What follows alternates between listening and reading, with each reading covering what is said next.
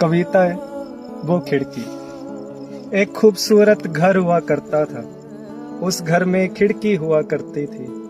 जब भी गुजरता था उस घर से मैं, वो खिड़की अक्सर खुला करती थी।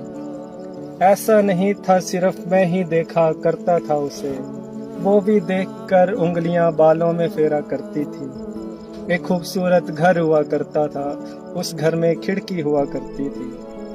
आंखें झील सी थीं उसकी, दिल डूबने को हुआ करता था। वो घर की समझदार बेटी थी, मैं घर का आवारा हुआ करता था। जब भी देखता था उसको, धूप भी छाँव सी लगा करती थी।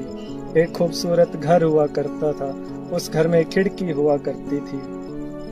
घर उसका कच्चा था, मिट्टी की रसोई हुआ करती थी। जब भी जाता था घर उसके, चुपके से हाथ पकड़ लिया करती थी।